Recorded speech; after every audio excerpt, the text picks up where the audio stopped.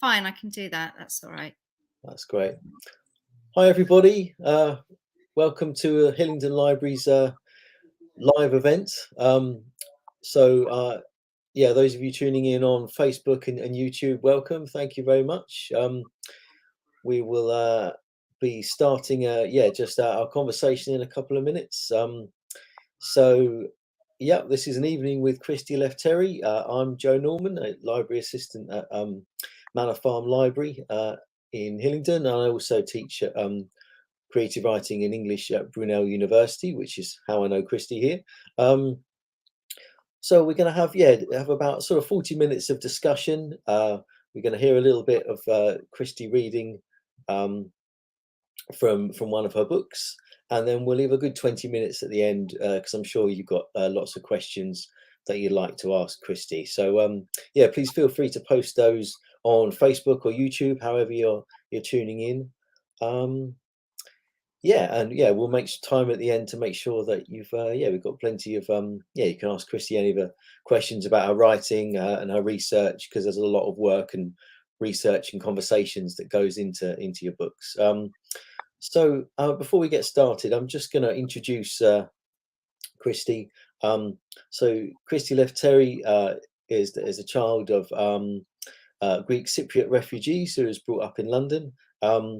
And I met Dr. Lefteri at Brunel whilst she was researching her PhD. Was it a watermelon, a fish, and a Bible you wrote for your PhD? Yeah. It just seems like an age away now. Yeah, it was the Watermelon, Fish, and a Bible. Yeah, and 2010, right?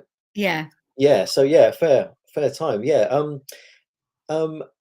And yeah, Chrissy's also taught English as a foreign language. Has worked as a secondary school teacher, and am I right? You're a qualified psychotherapist as well. I did a psychoanalytic training for about 9 years, but I didn't finish it. So technically, I'm not qualified, but I kind of learned a lot from it, and I use it now when I'm writing.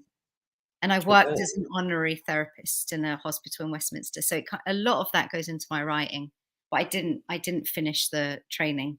Okay, no, well, yeah, 9 years is still a lot of experience. Oh, that's great. Yeah, maybe we can hear a little bit about that background in a moment. So a watermelon, a fish, and a Bible, as I'm sure many of our listeners will know, published in 2010. It's concerned with the Turkish invasion of Cyprus in 1974. Told from 3 different points of view. We've got a Greek Cypriot woman, a Turkish Cypriot man in the Turkish army, and an English RAF pilot stationed on the island. Then, of course, the Beekeeper of Aleppo, published in 2019, quickly became a bestseller. Over a million copies sold, which is such a great achievement. Set in 2015 and 16, I think. Charts the dangerous journey of a Syrian couple forced to leave their homeland by the civil war, making their way across Syria to Turkey into Greece, and then finally arriving in London. And then, of course, we're here. Christy's 3rd book, Songbirds, again already a Sunday Times bestseller. The paperback came out in March, wasn't it?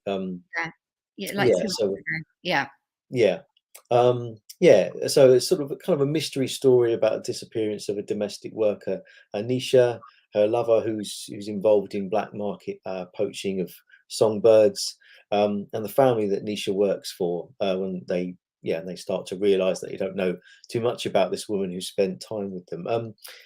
Such wonderful books. So many things that I'm looking forward to asking you. Hopefully Christy was going to read something for us as well. So let's start with your most recent writing. What's it been like launching your book during this time? Have you been able to give live events yet, or is that not kind of started yet? Not really. I think I would have probably done some live events if it hadn't been for me being pregnant and just having a baby. Because when everything started to calm down a little bit with COVID, there were times where I was invited to do a live event, but I had to say, please, can we do it on Zoom? Because I was trying to be extra careful, especially during the late stages of the pregnancy. And so I think in the last few weeks, especially now with the paperback coming out, I've done a few Zoom events. I haven't done any face-to-face for a while, Okay, which no, of course, fair I enough. miss that though. I miss going somewhere, you meet people, you have a chat, you do a book signing, it's a much different experience, but it's still great. I think it's wonderful that we have this opportunity to do things over Zoom or to do things online like this rather than nothing at all. Yeah, and I mean, you seem like a writer who really wants to get out and talk to people, and Yeah. the research is incredibly interactive, as I understand from some of the notes the letters that you leave at the end of your novels explaining all the work that's gone into Yeah. it. I mean, um, is maybe maybe having Zoom and online is maybe it's something it will help you with the research for future books. I don't know. Yeah, definitely. And also, the things I'm writing about, I'm so passionate about that once I finish writing them, I want to speak about those issues, and I want to hear what other people have to say too. And actually, by doing events like this, I feel like I've learned a lot as well.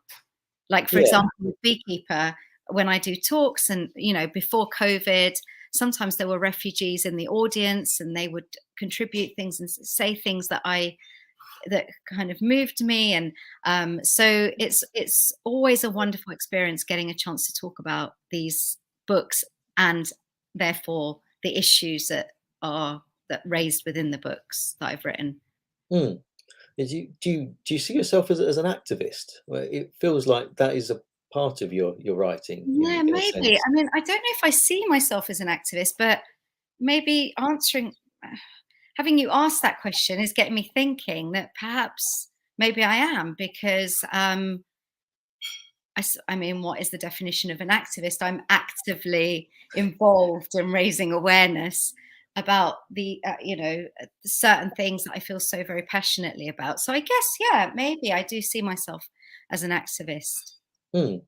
Yeah, I think looking through some of the comments that the reviews and people that write about your work, you do see people saying, this changed the way I think about refugees or about migrants, or I've learned. I see a lot of people saying, myself included, that you didn't some of the issues that you're helping draw attention to, whether it's in Songbirds or in Beekeeper. Yeah, people say you're introducing them to topical, important and Yeah, challenging issues they didn't know. So yeah, I yeah. think so. Mm-hmm. Um, yeah, can you tell us a bit about the process of researching and writing Songbirds? Yeah. How did the novel begin? How did you begin So, that process? so it's interesting. When I was doing these live events for Beekeeper, Mm, one of the questions that I was often asked, um, with good intention, was how can we get people, worded differently depending on who was asking, but essentially the question that kept coming up was, how do we get people to understand that refugees are not migrants, that they don't have a choice? So that I would go home and think about why people were asking that, and what this idea, this need that we have to categorize, and to excuse refugees and not excuse migrants, or um, sometimes both are difficult for people. That it really got me thinking. And the other thing that got me thinking was the fact that when I was working in Athens, volunteering at the refugee center, which was the thing that inspired the Beekeeper, I was working at a center where, so it was a women and children center for refugees, and the refugees that came to the center were either from Syria or Afghanistan. And what I experienced during those 2 years, where I was going backwards and forth, I was returning to the UK to work at Brunel and then going back mm, again and working. So what I experienced during those 2 years was that the people and the government were helping Syrian refugees more because they saw them as refugees, and they refused to see the people from Afghanistan as refugees, and thought that they were kind of taking the mick in a way by being there. mm, So when I returned the following year, people from Syria had often moved on from the camp, um, because of the help that they'd received. But the people from Afghanistan had not moved on, and they were often stuck because they weren't receiving any help. So having experienced that and seen the difference, and seeing how the word refugee and migrant were used so differently, and how people were treated differently because of these categorizations, I thought, well, okay, so there might not be bombs falling on their heads at this moment in time, but these people left because they felt that there was a reason to leave. So anyway, I had these questions, these thoughts already, and then so at one point I went out with a friend of mine, and I was saying to her, I'm trying to think about a subject for a new novel, but I want something that I'm going to feel as passionately about as I did Sure. about The Beekeeper. So anyway, probably a few months later, she sent me an article about these women who were domestic workers in Cyprus who had gone missing, and nobody searched for them because they were foreign. So the women were migrant workers, and it was 5 women and 2 children. And as soon as I read that article, I was angry, sad that, by what I was reading, and also completely not shocked. Mm. I was completely not shocked. There wasn't even a tiny little bit of shock in me. And the fact that I wasn't shocked was the thing that ignited my anger and ignited my desire to research more about it, about what had happened, how it had come about. So what I decided to do, and this was but luckily just before COVID lockdown. Okay. Yeah. So this was in September of 2019 that I went to Cyprus. And before going to Cyprus, I went to a place called Voice for Domestic Workers in Holborn. Mm.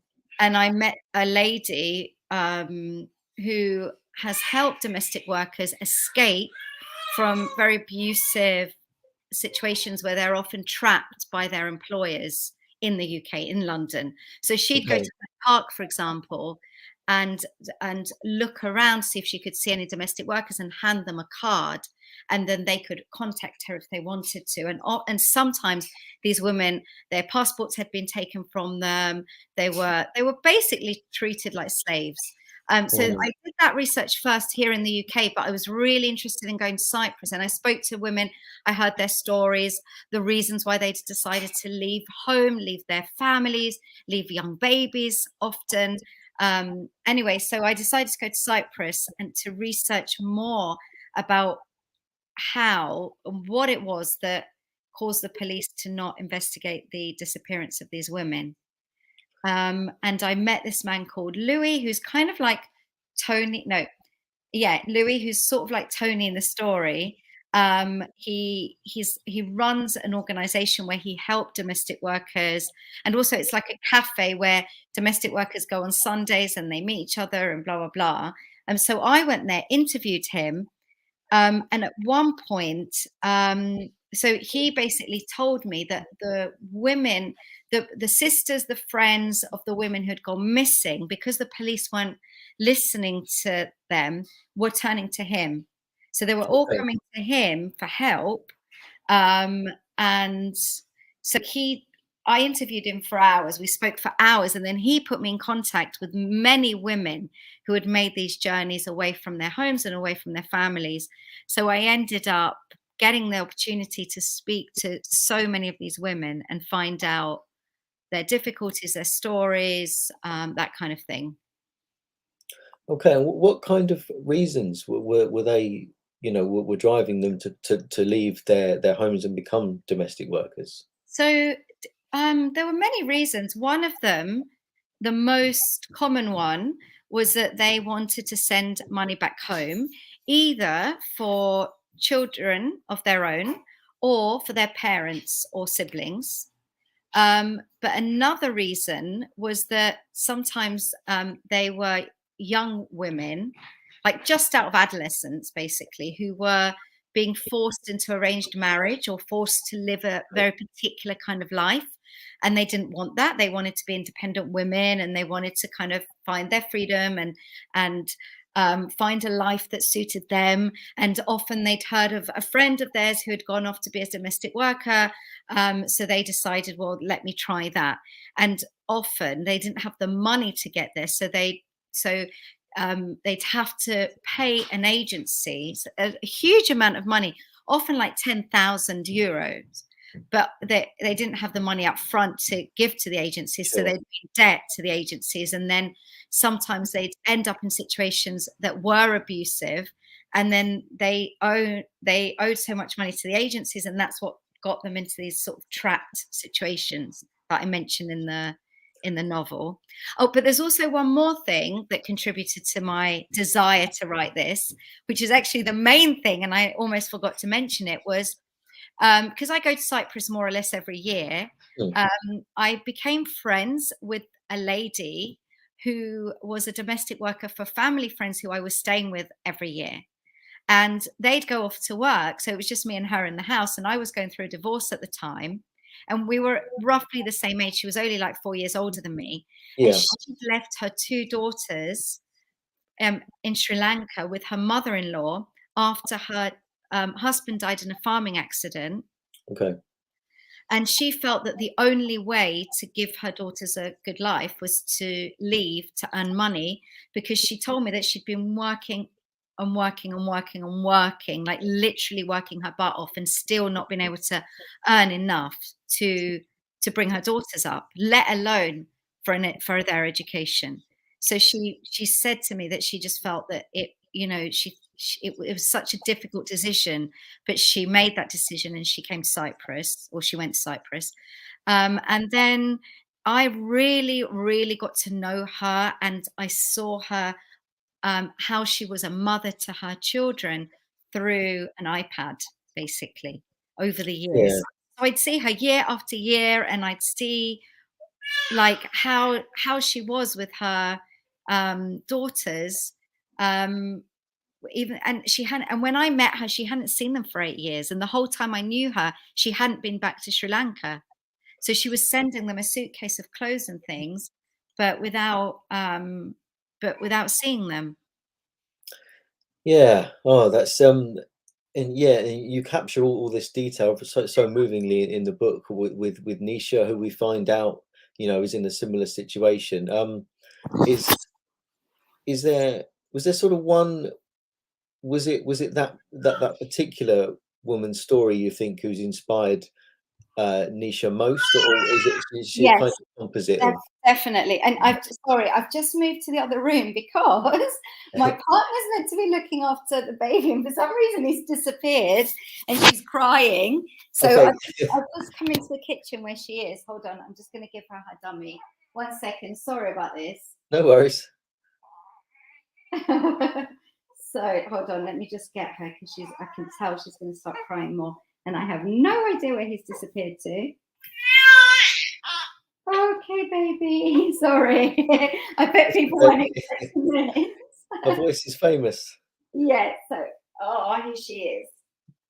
Oh, hi, Evie. So she can join us while I answer the questions. Of course, no worries. So yes, the answer to your question is that Manaka, that was her name. She really did inspire, because the thing is, when I read that article, I felt so sad, because I was thinking, what if that had been her and nobody searched for her?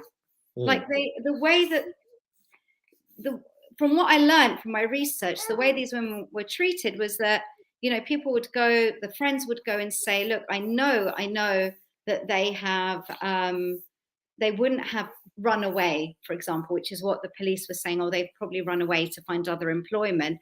And friends or family members were saying, I know they wouldn't do that. And it was just completely ignored. And this was 5 women and 2 children as well. So imagine somebody going to the police here, and the police saying, well, actually, no, we're not going to search for those children.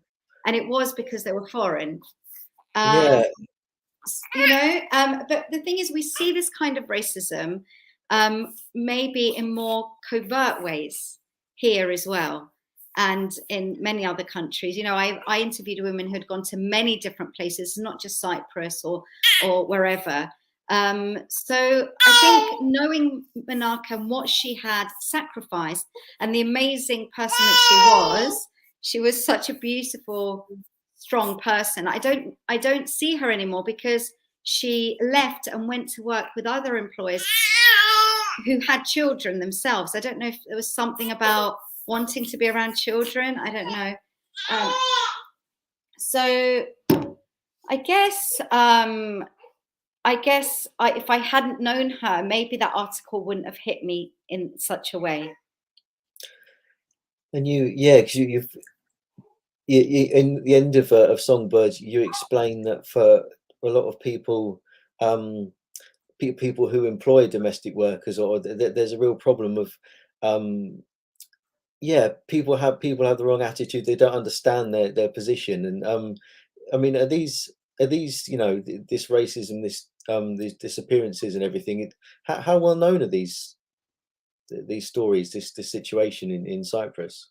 Very well known. There was like it was huge. It was huge a few years ago, and there was a vigil held for the women, and there were protests. So other women came forward, other domestic workers, and also employers, and there were a lot of women protesting in the streets, and it was amazing to see that people had actually stood up and said enough is enough. And actually the chief police, the one that was in charge at the time, got fired, and there were a lot of things that happened. I don't know how much has changed. I haven't been back to Cyprus since.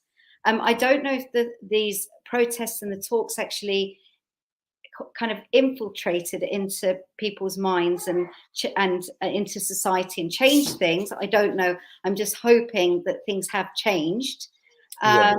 But I mean, it's hard. It's hard. These things take a while to, these things often don't, these changes don't happen quickly often, from what I've seen usually. Because one of the things I like about Songbirds, but all of your work is, you're dealing with these incredibly important topical issues, and you're weaving them together to make these wonderful stories. So the way that this also is woven beautifully with other issues like poaching, the black market poaching, which obviously is a big part of the story. How can you tell us, how did you, I mean, again, is this from the little bit of looking into the issue, again, this seems like something that people are very aware of in Cyprus, and I hadn't, it's not something I'd heard before. So this is really something that disturbed me from when I was a little girl, like really disturbed me, because so back in the day, let's say my grandfather's day and before that, poaching was something that the men, they would go out and maybe poach some songbirds for their families. But then after the recession, and maybe even starting before then, it became this huge sort of underground organization where, sorry, she's crying quite a lot. I have no idea where he's gone. Sorry, I don't know if this is like distracting for people.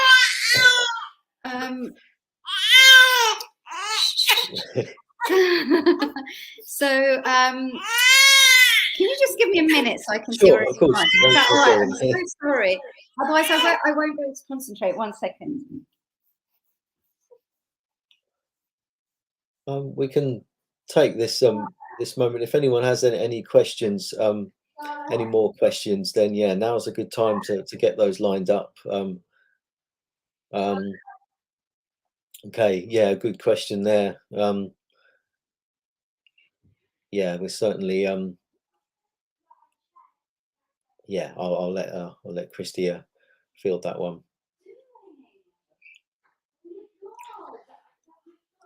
Good question from Carmen about the audio book.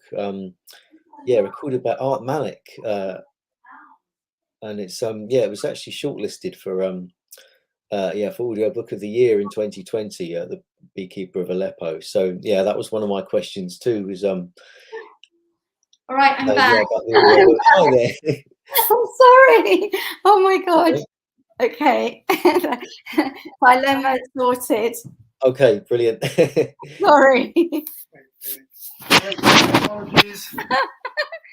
I'm sorry. My Oh, yeah. fault. No worries. I think he just forgot and went outside. What?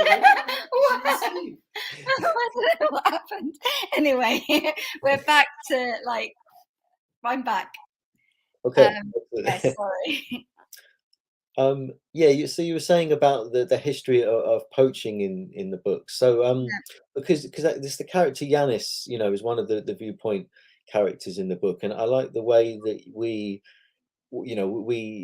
understand his motivations for doing it. We understand that there's this theme of different kinds of entrapment in the book, and that he becomes trapped by this himself. He's doing it, he's forced into it to a certain extent, or it's very difficult to get out of it once he realizes that it's not something he should be doing.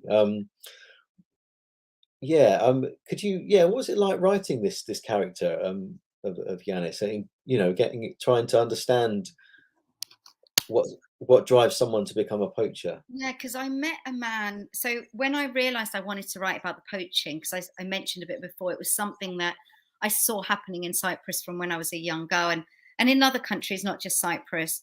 And so I realized I wanted to do it because there was this idea that these birds are migrating from Africa to Europe and back again, and and kind of stopping off in Cyprus on the way and becoming trapped during their journeys. And it reminded me a little bit of the women's journeys where they're migrating from one Sure. place to another, searching for a warmer climate in a way, or searching for a way to support themselves or their families or something.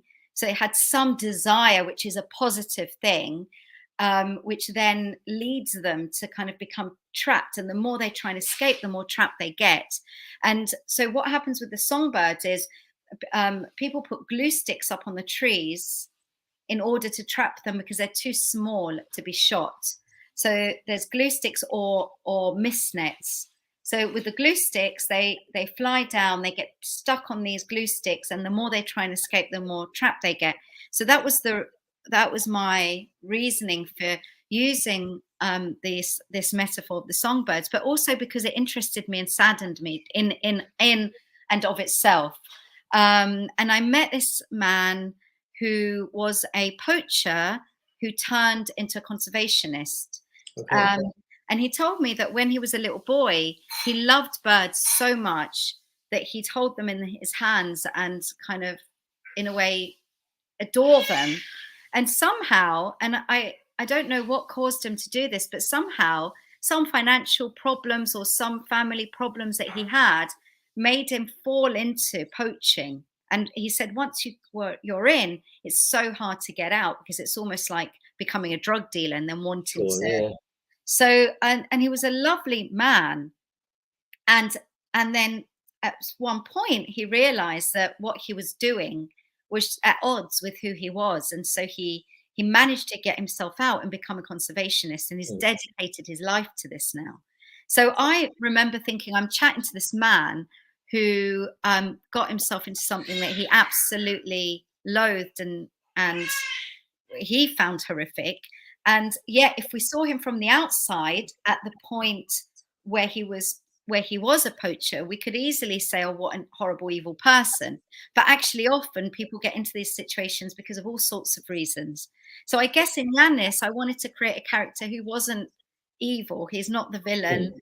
And actually, neither is Seraphim in a way, when there's a hint that there's a more tender and more loving side to him.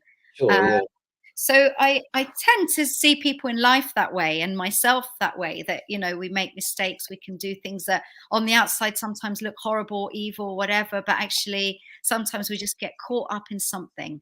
And often when I'm doing my research, even the most horrific situation, you often meet people who are doing that thing because it's not an excuse, but because they've got caught up in something. It's a little bit like Nadim in The Beekeeper, who's got into child prostitution, which is horrendous. I mean, I can barely think of something worse than that. And yet, that, you know, there were people that I'd met that had kind of, their circumstances were that horrific that they could see no other way somehow. I'm not making any excuse, but that there is, it's difficult to see people as just evil. Sometimes there is this, but yet there are other people that don't fall into those things, you know, so there's that side as well, you know. But I think with Yannis, there is, I wanted to show a man who's very loving and sensitive and has so much love to give, but has trapped himself in a way of living and a way of seeing things that's not really where he wants to be. Sure. Yeah. Well, I think you capture that. Yeah, that wonderfully in the character. Maybe this is a good point. Do you have a section from one of your books that you'd like to read for us tonight? It'd be wonderful to hear it. Yeah, I mean, I'm never sure which bit to read, but I thought I'd read just a couple of pages from the beginning of chapter 6, which is from Petra's point of view. Petra is Nisha's employer, and Nisha is her employee, and she's a domestic worker working for her. She's brought up her daughter for the last 9 years, and she's just gone missing. So I'm going to read the bit where Petra starts to realize. It was 6:30 a.m. when I woke up. Nisha would have just had a shower and gone out into the garden with long damp hair, picking oranges and collecting fresh eggs. After bringing in the eggs, she would fry or boil them. When we had courgette flowers or wild greens, she would scramble the eggs over them and add lots of lemon and pepper. This was Aligi's favourite. Aligi is her daughter. On this morning, Nisha was not outside. A silvery mist rested over the leaves as if the garden had exhaled. In the kitchen, Aligi was sitting at the table, still in her pyjamas, swinging her legs and playing a game on her iPad. Her loose hair fell about her face and shoulders. By this time, it was usually in a neat ponytail, and she should have been wearing her school uniform and finishing off her orange juice. "Where is Nisha?" I said. Aligi looked up from the screen and shrugged. "Have you eaten?" She tutted, "No." I saw a stroke of uncertainty in her eyes. I thought she would speak, but she slouched and sank further down into her seat. I went into Nisha's room and found that she wasn't there. In fact, her bed looked like it hadn't been slept in. Returning to Aligi, and with as much cheer as I could muster, I said, "Why don't you go and get changed and I'll make breakfast? Then I'll take you to school." She got up reluctantly, but did as I'd suggested. In the meantime, I called Nisha's mobile a few times, but it went straight to voicemail. "Nisha," I said, "where are you? Call me back." I began to boil the eggs and make toast, opening all the cupboards to find where Nisha kept the fig jam. I was becoming increasingly irritated. Fear hadn't gripped me yet.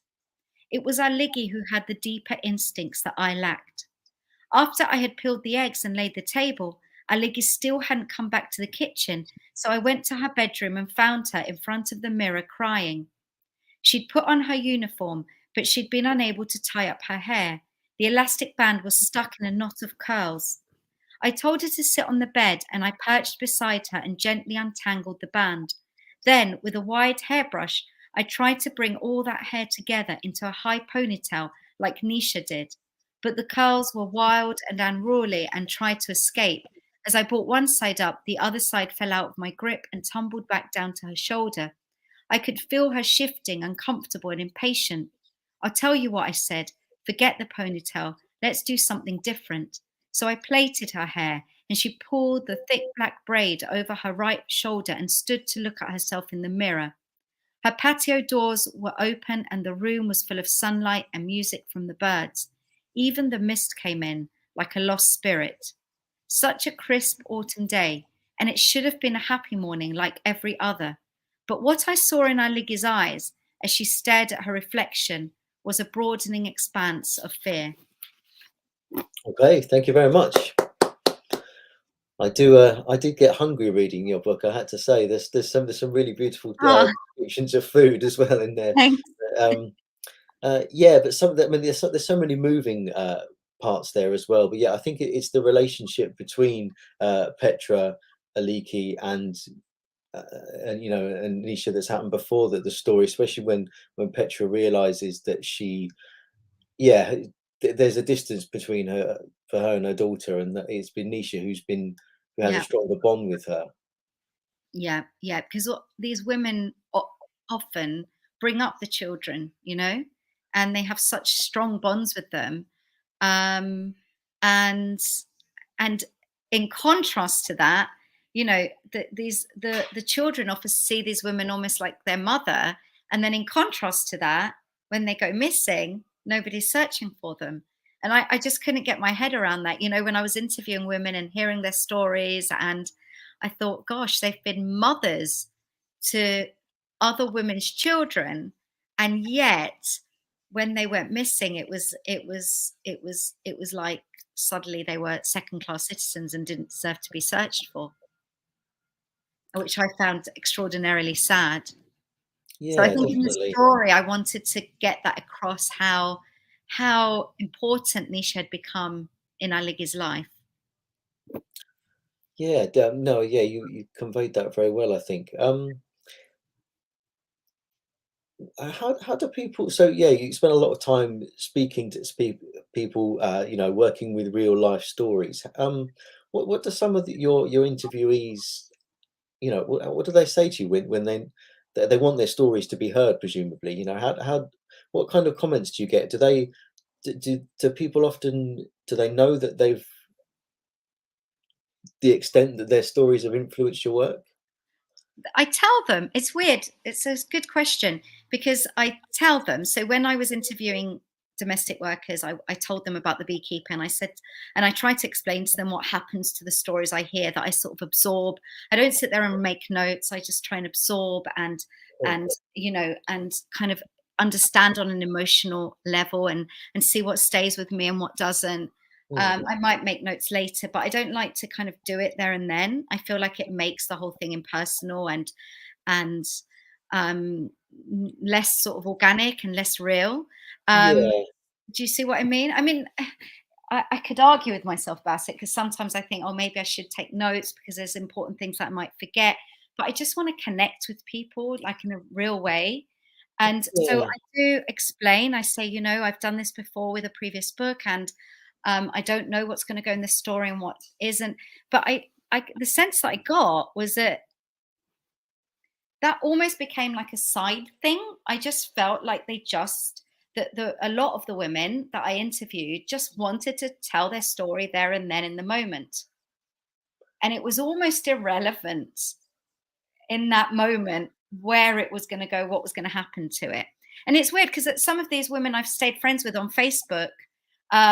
So they can see how their stories eventually inspired Oh, that's wonderful. the Yeah. novel. But at the time, it just felt like what was happening right there and then. Yeah, I mean, there's so many emotions, so many personal details to this. I can understand that if you're scribbling, or there's you're recording or something, it's not as raw and immediate. So Yeah, I can yeah. So understand I'd that. often say, I'm just going to listen. I'm just going to absorb what you're saying, and whatever I feel, whatever I learned from it, I'm going to try and use it to write something that represents the emotional truth of it. So that's how I kind of put it to people, and that's usually how I work. And I'll just give you one example as well, something that really stayed in my mind.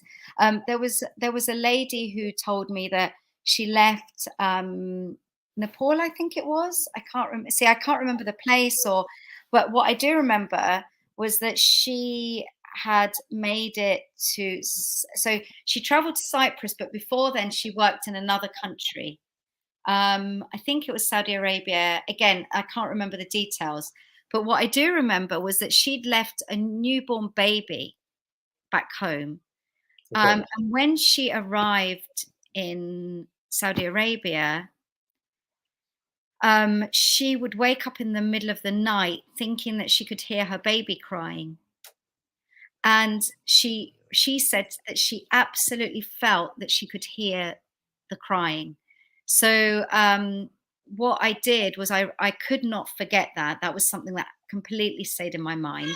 So there's a part in the story where Nisha hears a baby crying but thinks it's coming from outside and tries to follow the sound, and then she believes it's coming from the sky or the earth or the trees, and she doesn't quite know where it's coming from. So that was inspired by, and then eventually she realizes that it's within her. It's the memory of her own children. So that was inspired by a story that I heard. Okay. Thank you for that example. Yeah, I think that helps us all to understand how that process Yeah. works. That's a great example.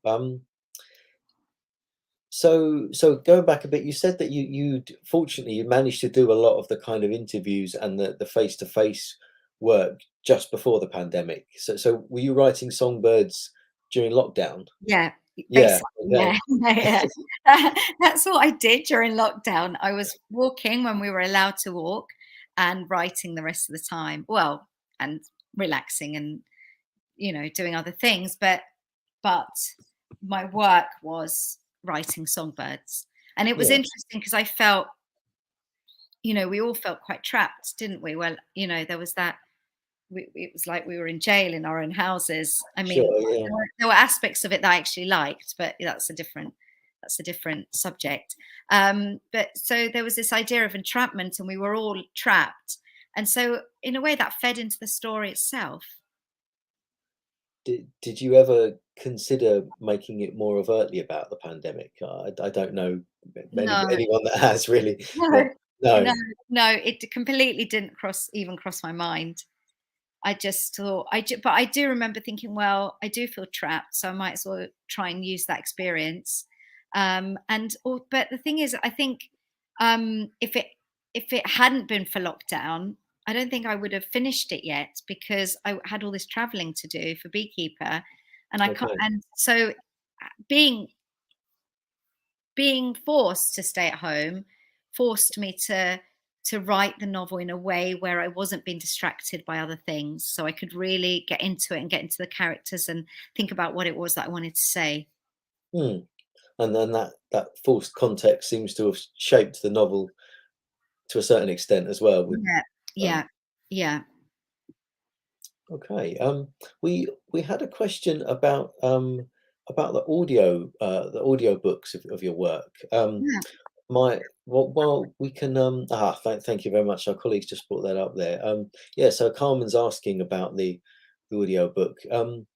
There's. I must admit, I haven't heard the whole books on audiobook yet, but I listened to a bit of Art Malik reading yeah. Songbirds. How much are you involved in the process of the audiobooks? And I'd be interested to hear what that's like, that process. Not too much, but right at the beginning, when they were gonna choose who was going to read Beekeeper, for example, they sent me a little snippet of Art Malik reading something else, and they were like, "We're trying to choose who's going to read Beekeeper.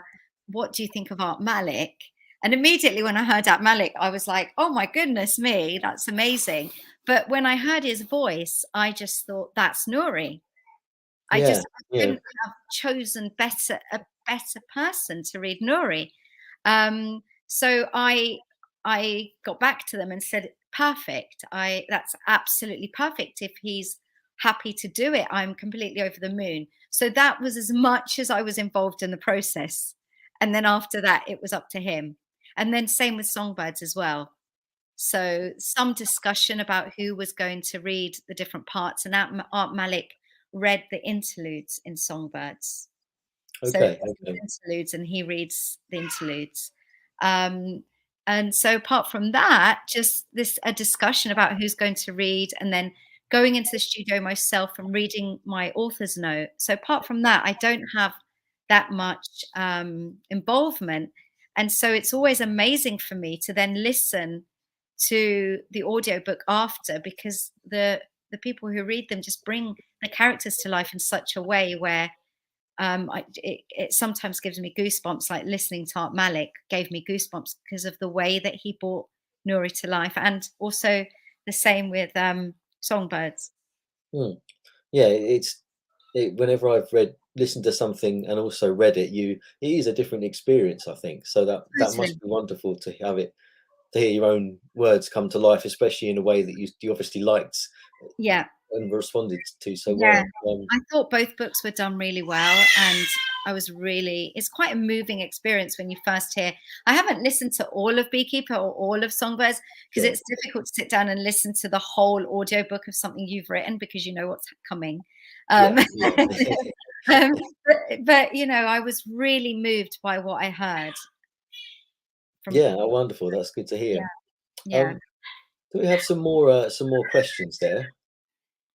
I would say yeah. So about the current situation in Ukraine, yeah, I think that there's certainly many resonances with some of the issues raised in your book. Yeah, how do you respond to that one, Christy?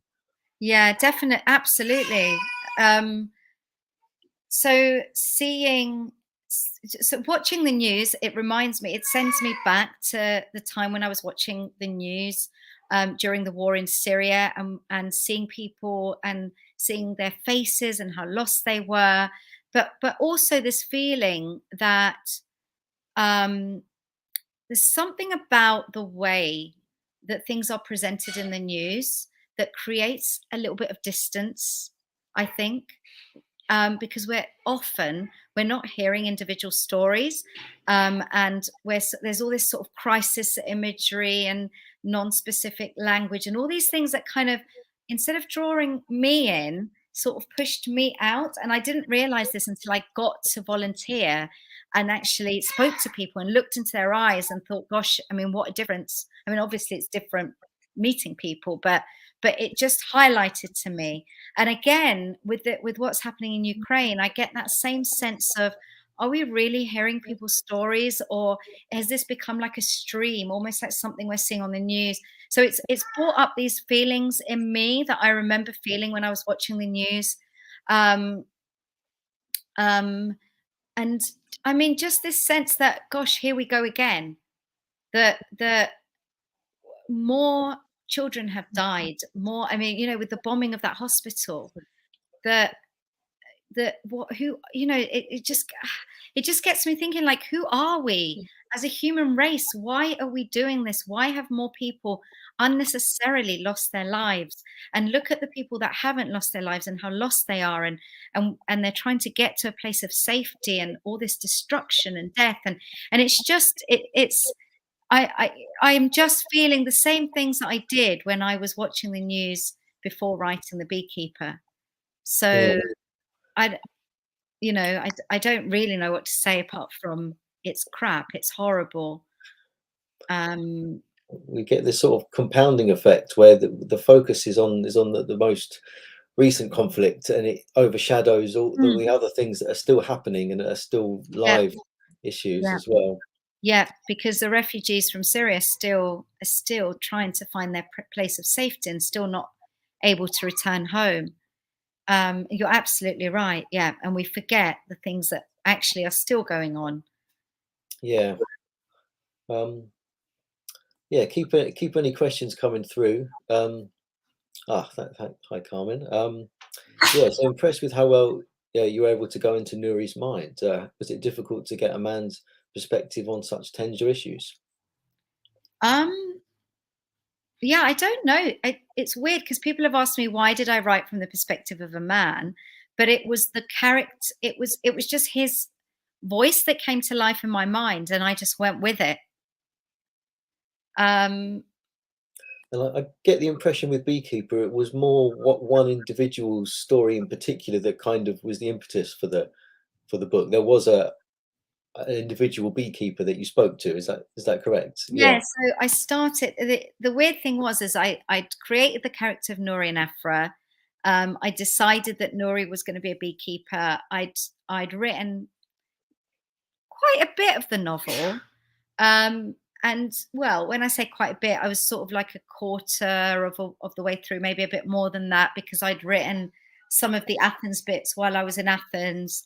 So let's say I was a considerable amount of into the book when I really started researching beekeeping, and beekeeping in general, and beekeeping in Syria and agriculture in Syria, and came across an article about a man called Dr. Riyad al-Sus, who was a beekeeper and a professor of agriculture at Damascus Uni.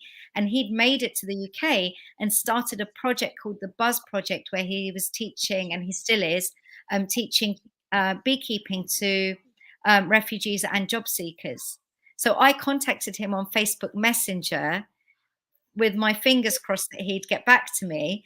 And I said, I think what you're doing is amazing. And I said, I'm writing this novel. And, I told him that I'd volunteered with refugees and that my parents were also refugees, and that I was really passionate about what I was doing and that I wanted to learn more about beekeeping. And he got back to me and said, "Dearest Christy," which is why in the story Mustafa says "Dearest Nouri." It was kind of inspired by the way that Riyad spoke to me. I love the letters in the book, incidentally. They're some of my favourite parts to read, some of the most moving parts as well. I love the different, they felt real, they really did. Yeah. I read back on them sometimes and I think, gosh, it reminds me of just being there and seeing how much loss people experienced, when I was volunteering. But anyway, he invited me to go meet the bees and to meet his wife and his family and everything. And I went and I learned so much about beekeeping from him. In fact, when I met the bees the first time, I couldn't wear the headgear and the protective gear because he took me to the beehives in his garden and he didn't have the protective gear. So that scene in the story where Nouri covers his eyes and Mustafa introduces him to the bees was directly from my experience of, Wow. it was directly from that.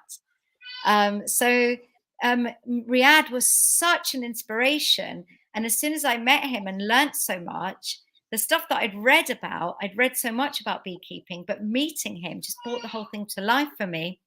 And then what I did is I went back into the story and changed a lot of things after my meeting with him. And I was in contact with him as well. So if I had questions, so Mustafa's character, although Mustafa already existed before I met Riyad, Mustafa then was almost completely inspired by him. Okay. Oh, that's wonderful. Yeah. So yeah, we've got a question here, about the kind of the social influence of your work, I suppose. I mean, do you know if the book has influenced investigations into disappearances or worse? I didn't mention what actually transpired. So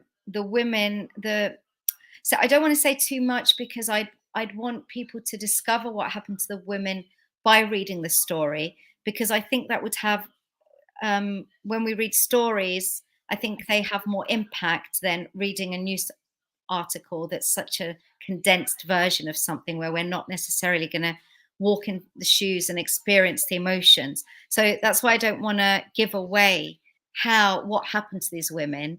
But yet, no, it didn't influence whether the women were searched for or not, because by the time I came to reading the article, they'd already found out what had happened to the women. But this novel is going to be translated into Greek. It hasn't yet been published in Cyprus or Greece. Okay. It's in the process. So I guess I'm wondering whether in some way, I don't know, I'm wondering how it will be received. Because, just as an example, when I told my auntie that I was writing this book, she said, "Oh, but you're criticizing Cyprus." And I said, "But this doesn't only happen in Cyprus. And I'm also saying something about the beauty of Cyprus. I'm not just saying, oh, look, here's this country and it's awful." But she felt a bit protective, like she didn't want Cyprus to be criticized. So I do wonder how, and I did say to her, I'm just writing what's happened. I'm just saying what I see in a way. So I'm not making. I mean, I'm making up the characters. I'm making up the story, but I'm not making up the essence of of where this has come from, of the thing that actually happened. Um, so what I do wonder is, how will it be received, and will Mm. people read it, and will it, like at the beginning you said that I get reviews sometimes where people say, oh, it got them thinking. Will it get people thinking? I hope so. But I think the events and what happened got people thinking anyway. But as I said before, I just don't know how much has changed. So No, fair enough. yeah. Was with your first book, I, was that translated into into Greek and published in Cyprus? I mean, was there any? I know it's a different kind of book, but still set in Cyprus. I mean, was there? Yeah. Yes, that was the Watermelon Fish in a Bible was. Songbirds is, and for some reason, Beekeeper hasn't been. Okay. Okay. Yes, the Beekeeper has been published in like 40 or so different countries, and Oh, not Greece. And so I wonder about that, and I've wondered, is it because of what I was saying about what was going on, sort of behind the scenes in the camps and things like that? I'm not quite sure. But okay. I That's did find, interesting. yeah, I can't make sense of it, but yeah. But Okay. so Watermelon, yes. Songbirds, yes. Beekeeper, no. Hmm. I mean, yeah, had a huge huge bestseller even without that. But yeah, no, that's interesting. Yeah, Question here from Emma that we're all asking, that we all want to know. Yeah, what's next, Christy? What's your next project? that's a good question that I want to ask myself. No, I do. I want to ask myself as well. So I've been really interested in the kind of more personal and local effects of global warming and climate Okay. change. Because I think sometimes some of the things that I read can be quite apocalyptic. But what I wanted to do was kind of explore how it's affected local communities on a sort of smaller scale and now currently. Okay. So I went to Greece last summer and interviewed people who had experienced the fires in Greece, and interestingly discovered, uh, much to my shock, that they were absolutely adamant that actually it had absolutely nothing to do with the climate change, and Oh actually wow. Okay. caused a lot of anger in the community that anyone would mention this, or even that the president would have mentioned it. So I came back from Greece feeling a bit baffled and thinking, gosh, what am I going to do? And how am I going to deal with this? But those experiences, the interviews, again, this whole interviewing process of speaking to people, finding out what it felt like to face a fire like that, because there's lots of forest fires in Greece. So there's always forest fires in Greece. But Yeah. the difference is that they've never known them to be this huge and this deadly. Okay. Yeah.